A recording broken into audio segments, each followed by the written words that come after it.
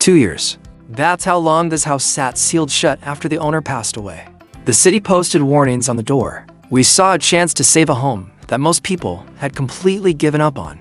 And today, I'm going to show you the entire transformation from floor-to-ceiling clutter and unsafe conditions to a clean, modern, move-in ready home. We'll break down the cleanup, the repairs, the full renovation, and exactly what it cost us. Welcome to suburban Atlanta, Georgia. This is a 1,600 square foot ranch-style home. 3 bedrooms. The previous owner lived here alone for over 20 years. Over time, everyday things stopped being thrown away. Mail, newspapers, packaging, clothes, boxes, broken items, everything was kept. Then more was brought in. When the owner passed, the family couldn't handle it. The house went into foreclosure, and that's when we got the call. Before we go any further, I want to say this: hoarding is a real mental health condition. We're not here to shame anyone. We're here to show what it takes to safely and respectfully bring a house like this back to life. From the outside, you can already see signs that something is wrong. The grass is overgrown. The blinds are bent and yellowed. The mailbox is overflowing with old letters. When we first tried to open the door, it barely moved. The smell hit us instantly, a heavy, stale odor of old paper, food containers, dust, and animal waste. Before stepping inside, everyone on the team geared up: gloves and 95 masks, protective suits, and sturdy boots. Stepping into the living room, there is almost no visible floor. Piles of newspapers, magazines, junk mail, cardboard boxes, broken electronics, plastic bags, and random household items are stacked 3 to 4 feet high. There's only a narrow path, just wide enough for one person to walk through sideways. Along the walls, there are towers of boxes leaning at dangerous angles, one bump away from collapsing. Somewhere under all this, there's carpet, but right now, it's completely buried. The stove is buried under layers of items. Cabinet doors don't fully close because items are spilling out. This is years of accumulation.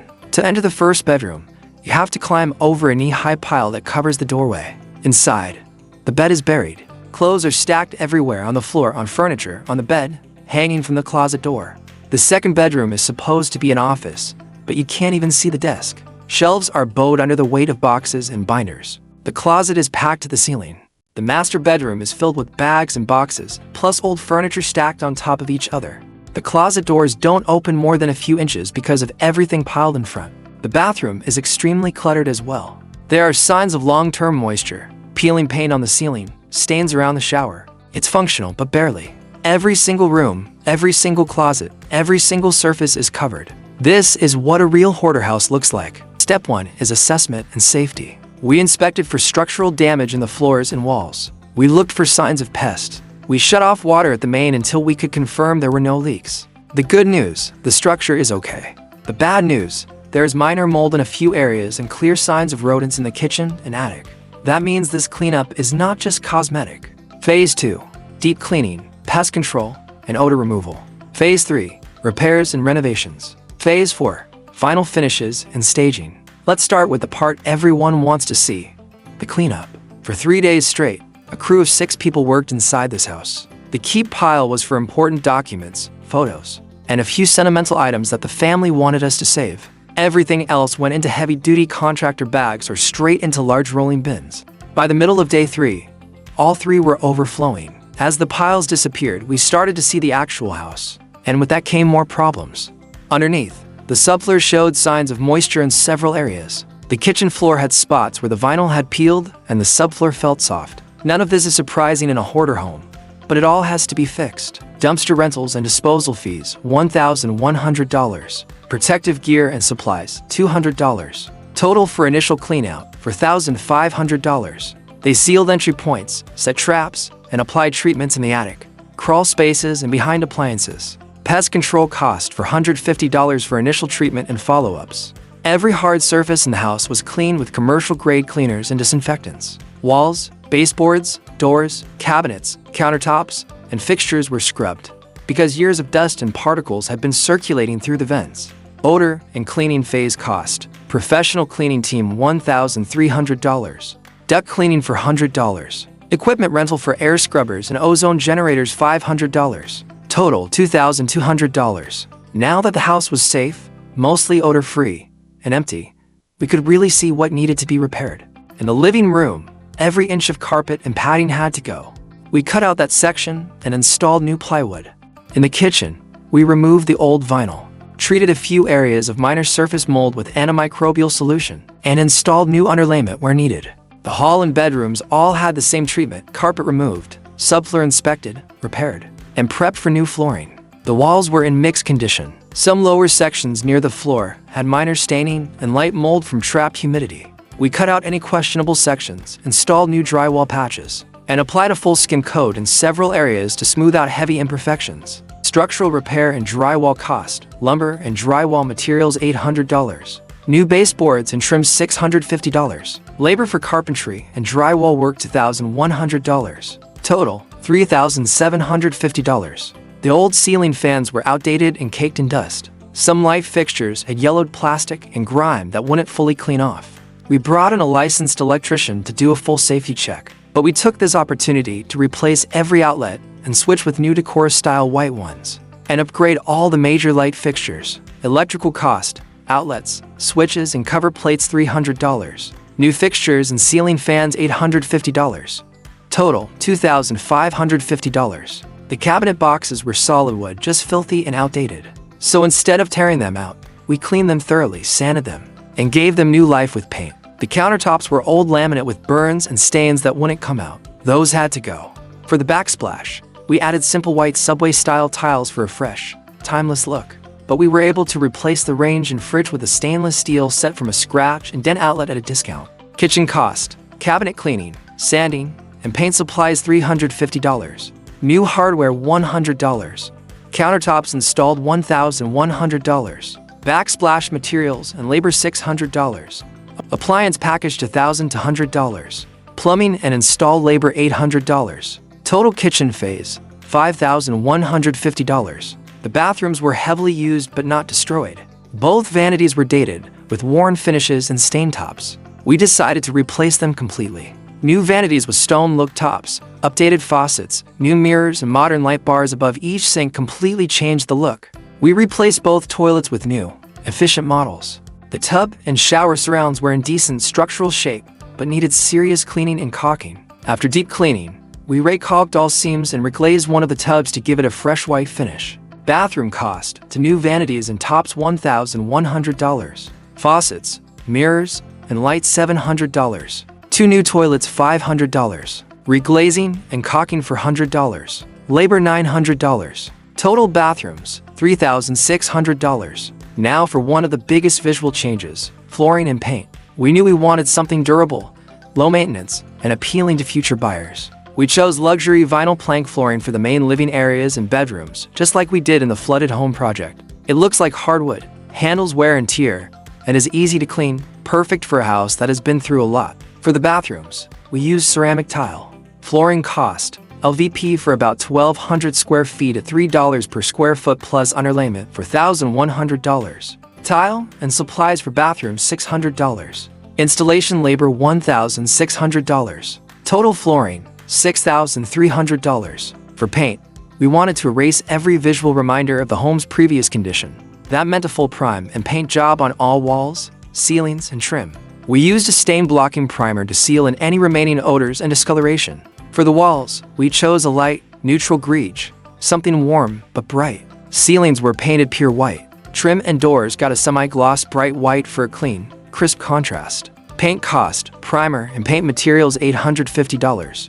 Caulk, tape, and supplies $150. Labor for full house paint $1,800. Total paint phase $2,800. With the main systems, surfaces, and fixtures updated, we moved into the finishing touches: new interior door hardware, new closet shelving systems, fresh window blinds in every room, and simple, clean light fixtures in closets and hallways. We added a few affordable but impactful touches in the kitchen, like a modern faucet, updated outlet covers and stainless finish over the backsplash, and under cabinet LED strips. Finishing touches cost: hardware and knobs $350, blinds $500, closet materials $300, extra lighting and accessories $350.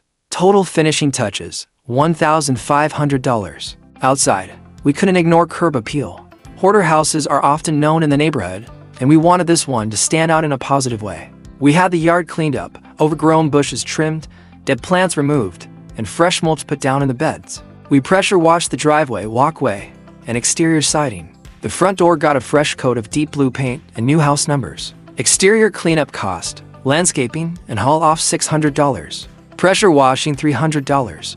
Paint and hardware for front door $150. Total curb appeal $1,050 now after weeks of work, thousands of pounds of debris, and a complete interior refresh. It's time to walk through the finished home. Stepping through the front door now. The first thing you notice is space. Open, clear, breathable space. The living room that was once wall-to-wall piles is now a bright, welcoming area. The new luxury vinyl plank floors run throughout, tying the space together. The freshly painted walls reflect the natural light pouring in from the cleaned windows. A modern ceiling fan spins quietly overhead. Where there was once clutter, there is now room to breathe. The kitchen is almost unrecognizable. Those dark, grimy counters are gone, replaced with clean, light countertops. The cabinets, once sticky and worn, are now smooth and bright white with modern black handles. The new backsplash adds texture and interest. Stainless steel appliances make the space feel updated and functional. This is a kitchen where someone can actually cook, host, and enjoy everyday life. The bedrooms, once overloaded with clothes and boxes, are now simple, peaceful spaces. The new flooring continues into each room. Fresh paint, new light fixtures, and organized closets make each space feel bigger and more functional. The master bedroom finally looks like a retreat, not a storage unit. There's room for a bed, nightstands, and dresser, and still space to move around. The bathrooms feel clean and modern. New vanities and fixtures give them hotel-like freshness. Bright lighting and updated mirrors make them inviting rather than overwhelming. The reglazed tub looks brand new. Tiled floors are easy to keep clean. Everything feels intentional and ready to use. Walking through this home now, it's hard to believe it's the same place. The smell is gone. The clutter is gone. The feeling of heaviness is gone. In its place is a functional, comfortable, and attractive home that a new family can enjoy without ever knowing the full weight of what it looked like before, unless they watch this video. So let's talk about the numbers. Here's what this hoarder house renovation actually cost. Initial clean out and junk removal for $1,500. Deep cleaning, pest control, and odor remediation $2,200. Structural and drywall repairs $3,750. Electrical and lighting upgrades $2,550. Kitchen updates $5,150. Bathroom remodels $3,600.